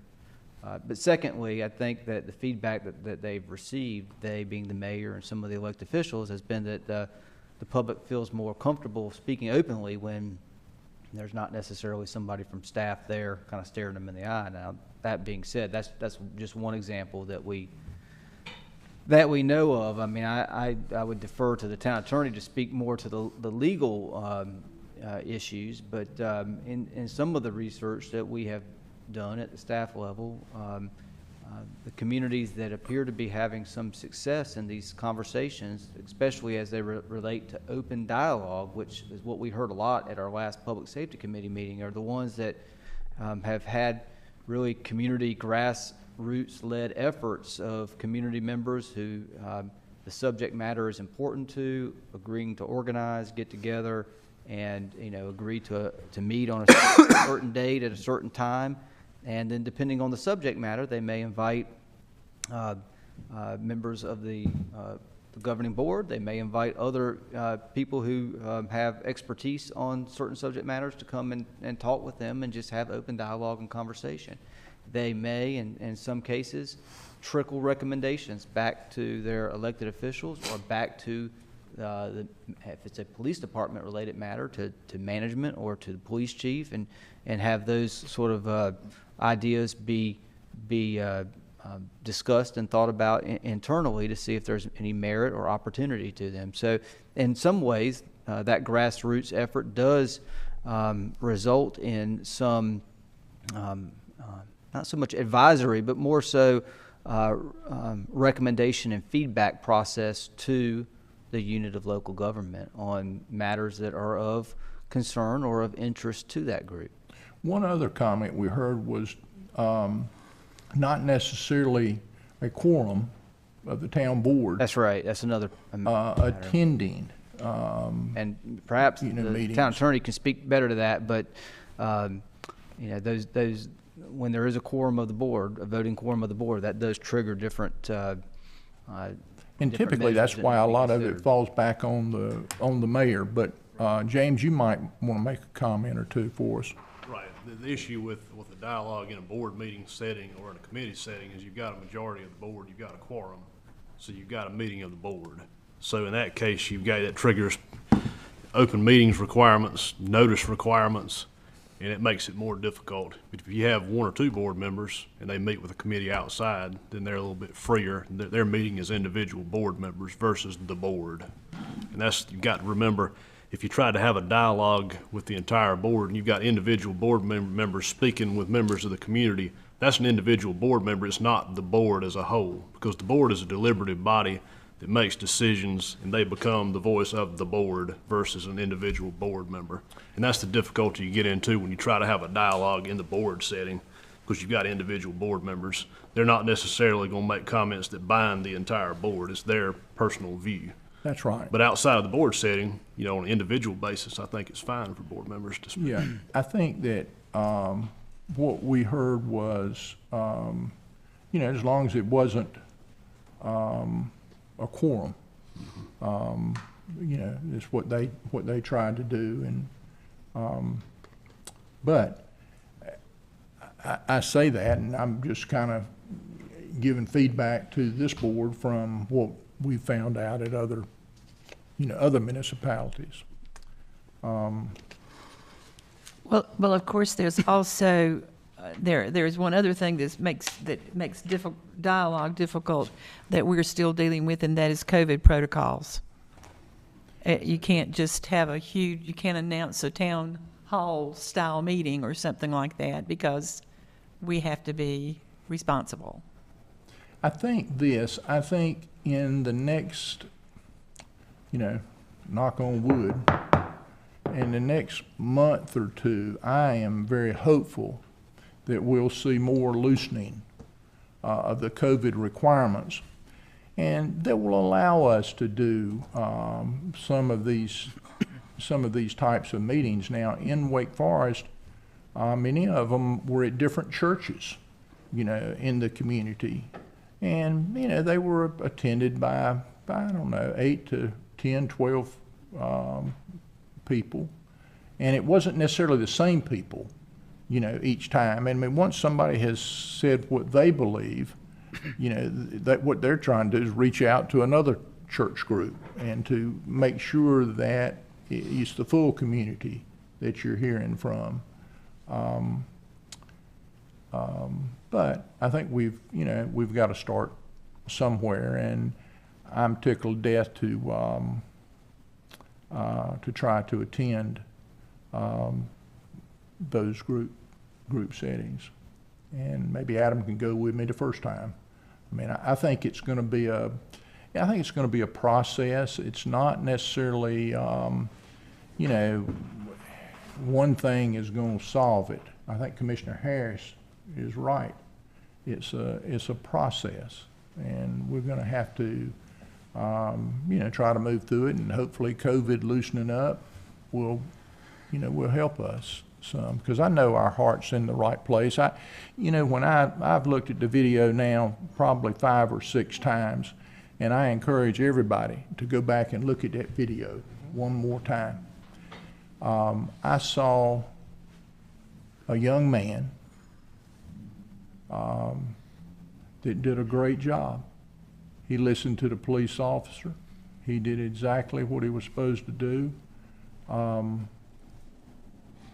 I saw a police officer that was very respectful.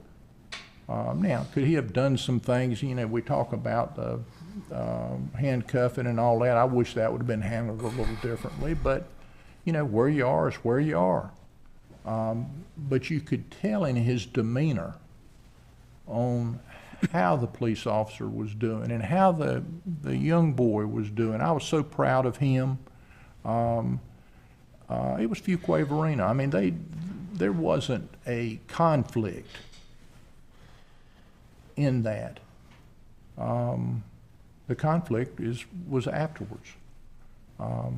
But in saying that, we need to try to do our best to make Fuquay-Varina, allow Fuquay-Varina to be all it can be, to be that dash more. And I'm willing to certainly do as much as I can to help. Can I make a follow-up comment? Yes, sir. You know, I want every member of this board and, of course, the public to know that my intention was never to try to sabotage the Public Safety Committee or its work. It's just that my thought was to get feedback on that if something is the wrong venue or it's not accomplishing what you hope it would accomplish because the public has asked for dialogue and you just can't do that in that setting, then perhaps it's worth it rather than to continue to do the same thing week in, week out, and it's still not going to accomplish the dialogue that you really want to accomplish because you just had 15 members of the public tell you, we want dialogue, But you can't do that, and you keep doing the same thing, you keep doing the same thing, and it doesn't equate to what the public is looking for. That maybe you relook at what you're doing and try to accomplish getting community feedback in a different type of venue. And I would love to come to these meetings. I would love to participate. I never suggested for 1 minute that we stop or that we don't do anything or that, we just walk away now from having a public safety committee or even having a committee. I was just suggesting perhaps a route that would create a better opportunity for the dialogue that was asked for in this last meeting. And, this has really weighed on me, and I wanted to hear what everybody else had to say about that, because the forum that we were in this committee doesn't allow for that, and that was the most common thing that I heard that people wanted. They wanted to be able to talk to public leaders, management, each other, and it's just, I can't even see them in the meeting. I'm sitting up at the podium where you are now, Mayor, and I can't even see them. They can't see me, so that makes it even more impersonal. And so my thought process was this was an awesome way that we all could come together and in no way sabotage what we're doing. I clearly want to see, great relations, and I think the chief has been a good example, a shining example that, as has been said, with all the efforts that have been made to do that, and maybe that's where I learned that when you bring people together and you're able to talk at the grassroots level, that it can accomplish wonderful things. And so I by no means want to in any way sabotage any work that we would do. I just thought maybe there's just a better way to do it, and so I wanted to get feedback from our board members and to share that with the public, that should I just say nothing and continue going and going and going, or maybe there's just a better way that we can go about this, where not only the public feels heard, but also that we can engage and just not to continue doing what we're doing, and the public responding in a way that's saying this is missing the mark, it doesn't work. And so that was my thoughts. I meant that, and I, honest to God, with the most heartful sincerity and desire to bring people together to talk about these things. And that's just what I wanted to share.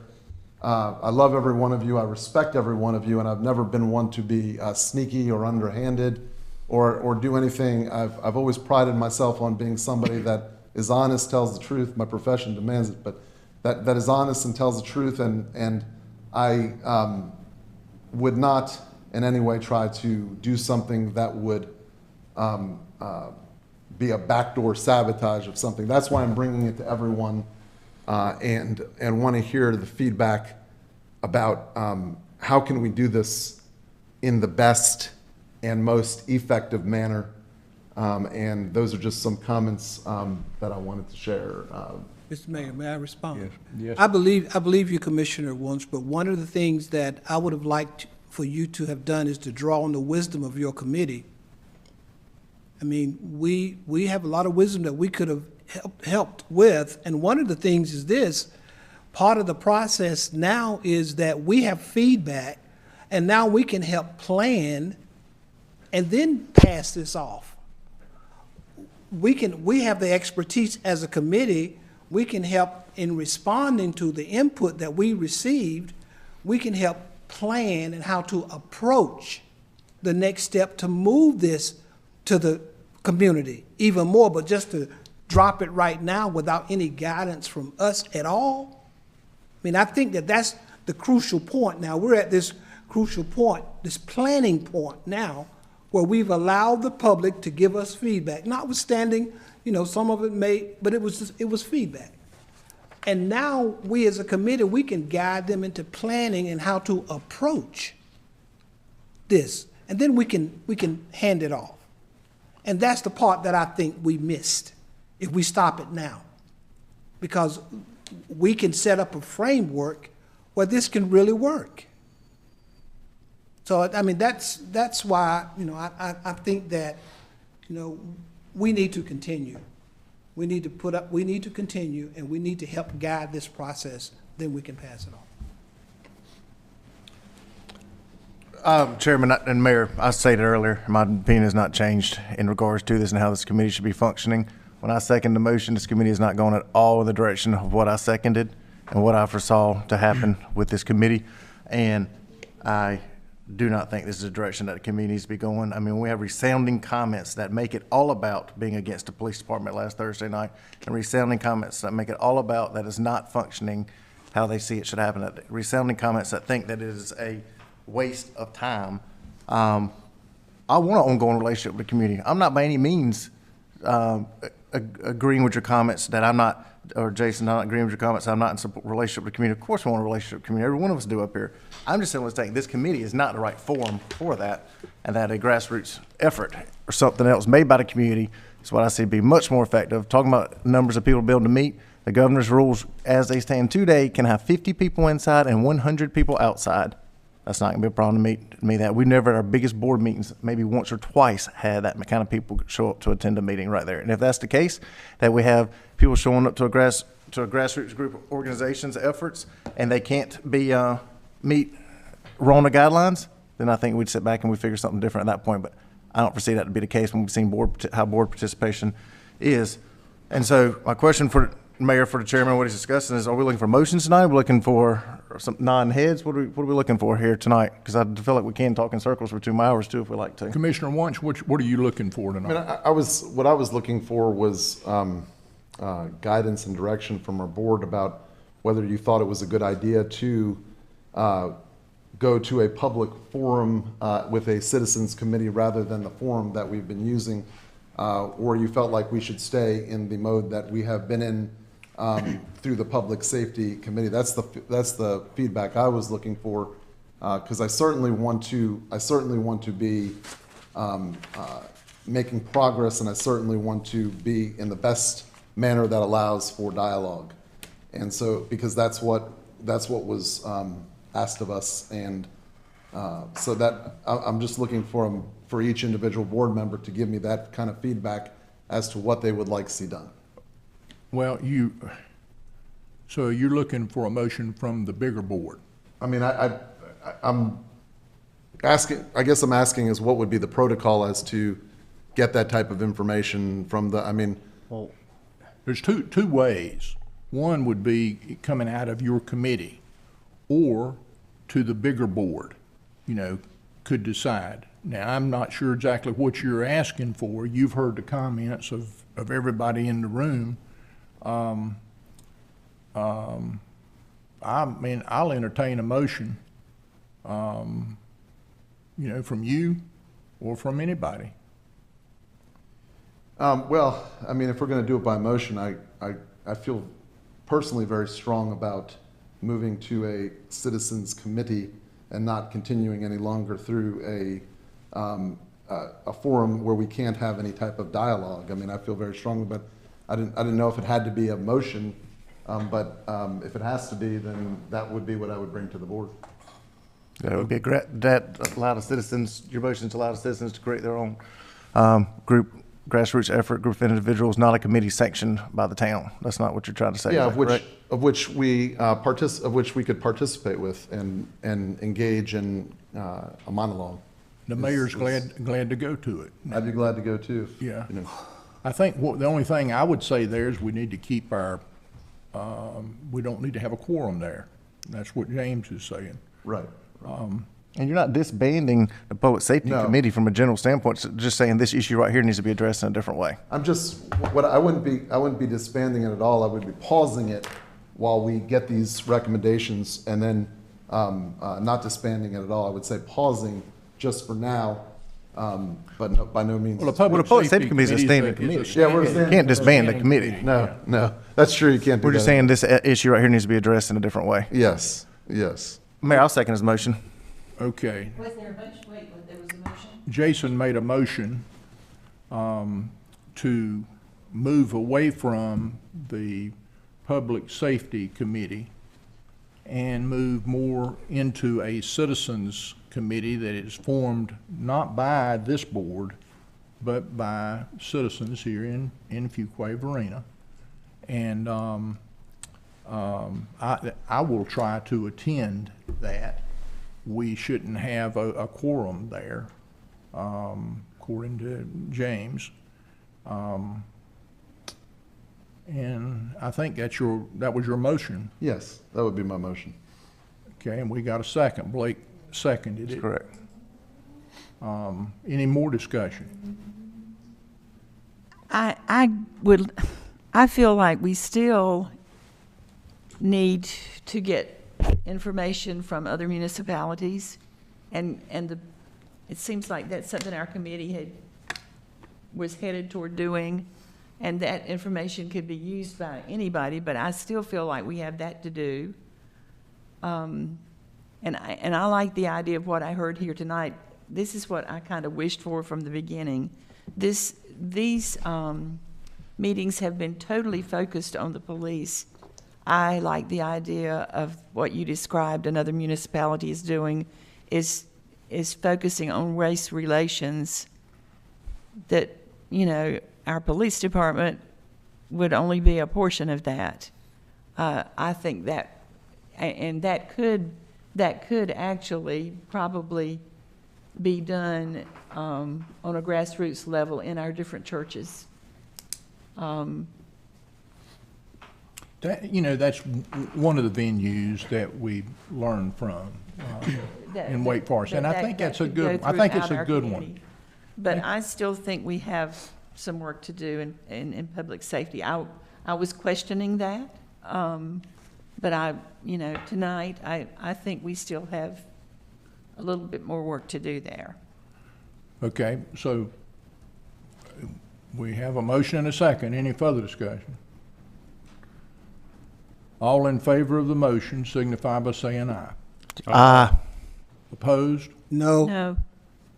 Okay, so we had Commissioner Wunsch, Mayor Pro Tem, and Commissioner Smith.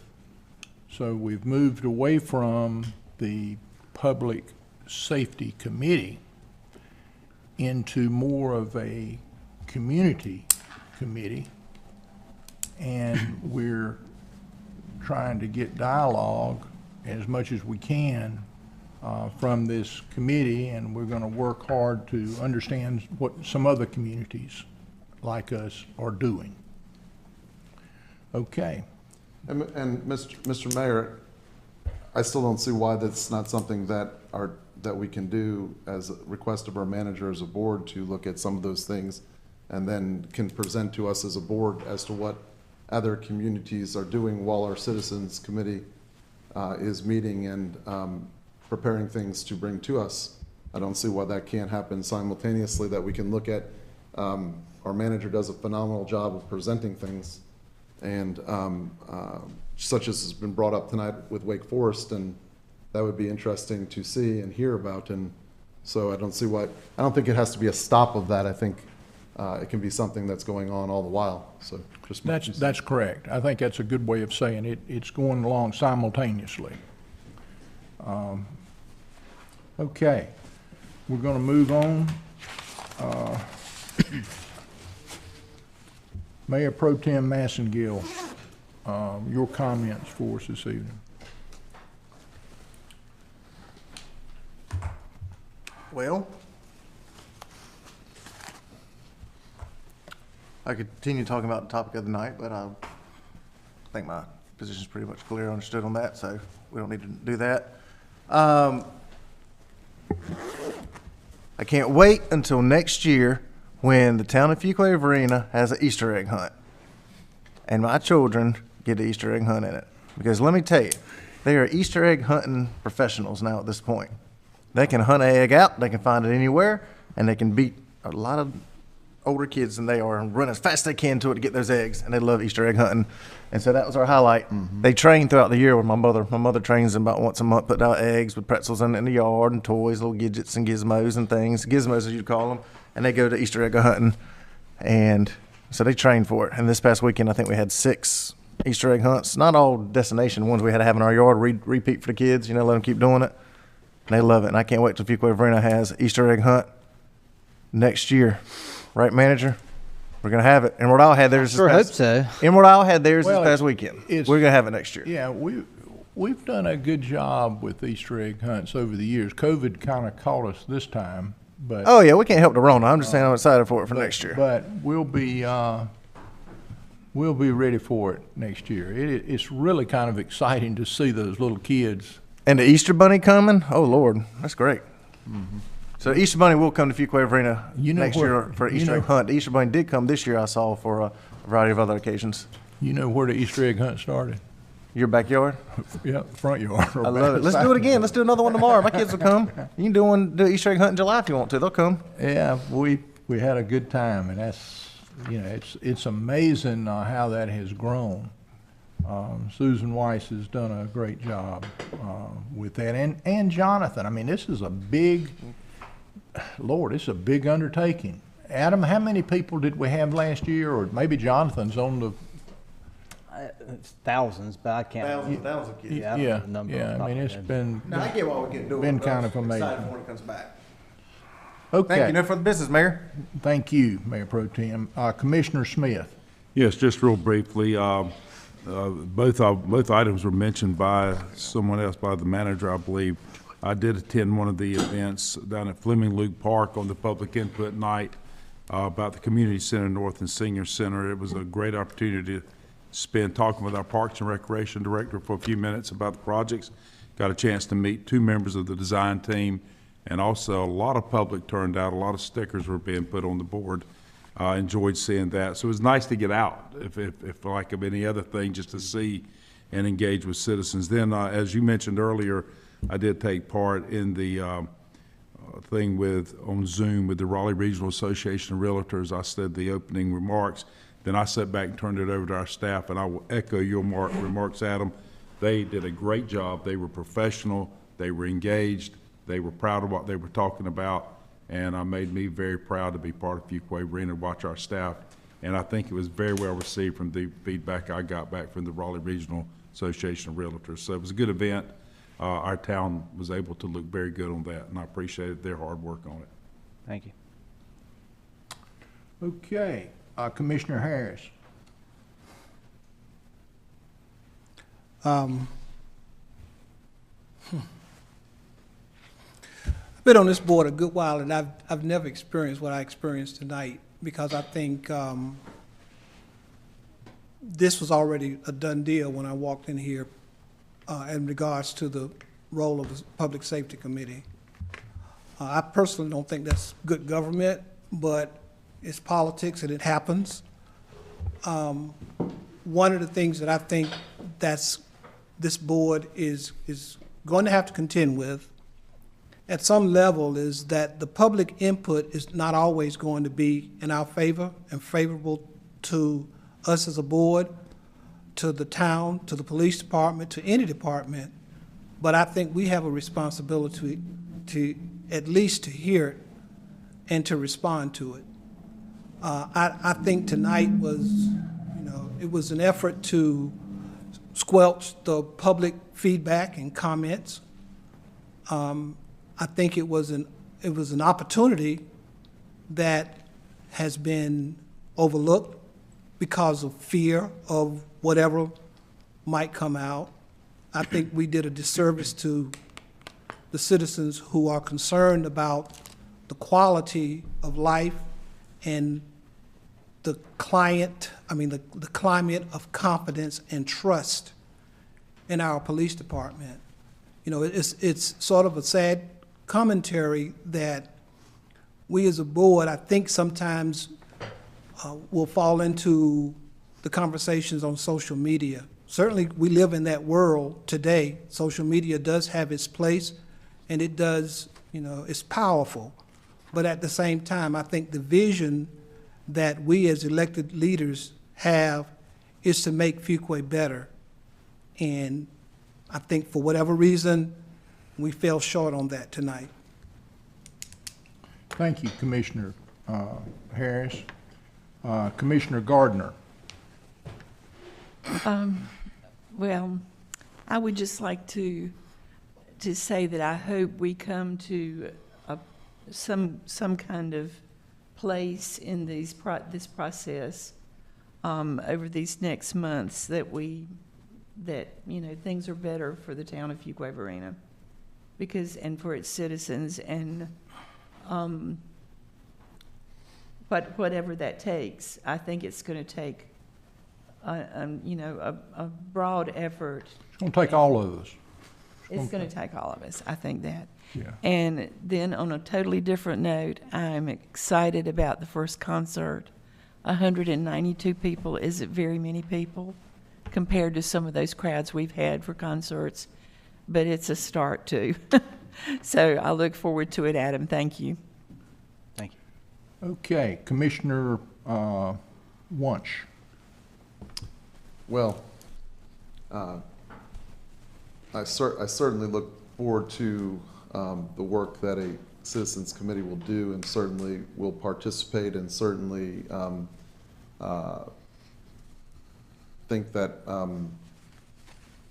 ascertaining feedback and through a dialogue is what was requested. It is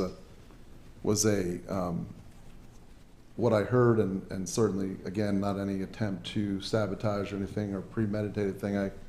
I have thick skin. I've been a lawyer for 20 years. I've have never been one to run away from anything, but I felt in my heart that this was what I heard that the citizens wanted, and that who participated, and that's why I wanted to hear from the board tonight. I didn't know how it needed to happen, either through feedback, through a vote, but I wanted to hear from our board and hear what what the thoughts were, because I just didn't see us going in a direction that was going to accomplish what the public wanted through a dialogue. And so those would be my comments on that subject.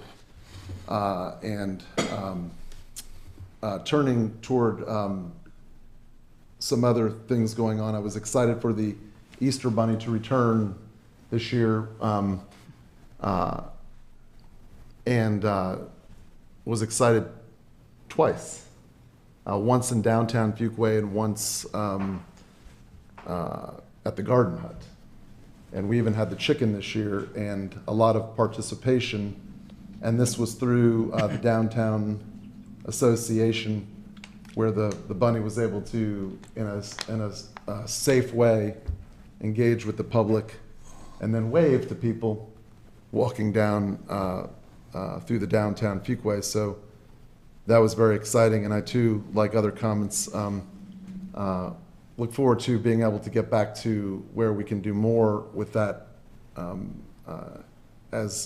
I'm appreciative of all the work that's been done through the pandemic to keep all this alive. But very, very excited to hear about the response of our town video and just how strong it was and wonderful it was. It's something that gets better and better every year. And thank you, Susan. Thank you to Mike Cole and his studio, and thank you to our board. It was another phenomenal video, and thank you to our town staff for the amazing work they do. Speaking of amazing, the amazing work they do every day. Thank you, Mayor. Those would be my comments. Thank you.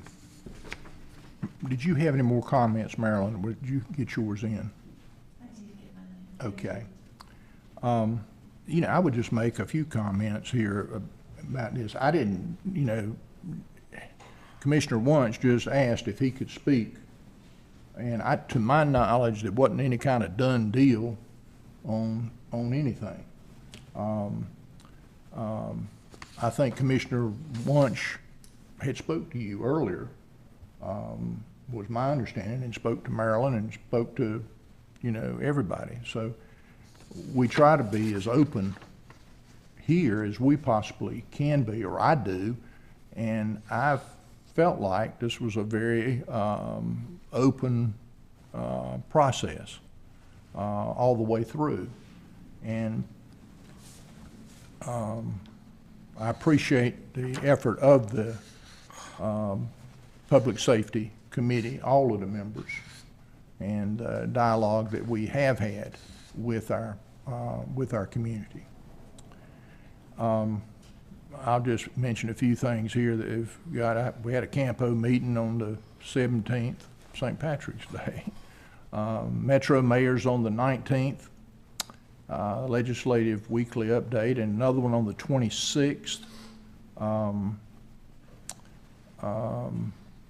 And then another one on the 2nd. Had Centennial Authority meeting on the 1st. Upcoming events, we got a Metro Mayor's meeting this Friday that Adam and I'll most likely be on the call. Metro Mayors, we actually will meet, just the mayors will meet with Governor Cooper for a mayor's social with the governor on the 15th. And then we have on the 16th another weekly legislative call.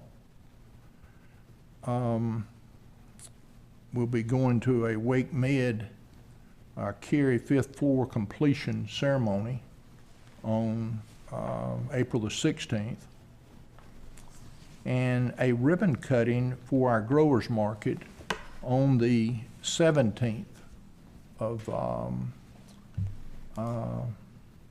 April. And I encourage everybody, it's going to be over at the Chamber of Commerce this year at their facility, and they're very excited about hosting it. And then Wake County Mayors Association meeting on the 19th. I would say that I'm extremely excited about the having the outdoor events. The weather's starting to break, and I think that our community has gotten where they really look forward to those events, and that is very exciting. You know, in closing, I would say let's all try hard to make this better for our town, the dialogue that we can have, and to do a better job with that. And I think this is it's an opportunity for us. And I know Adam has a short closed session tonight. Yes, sir. Pursuant to General Statute 143, 318, 11A3, attorney-client privilege, and A5, property acquisition.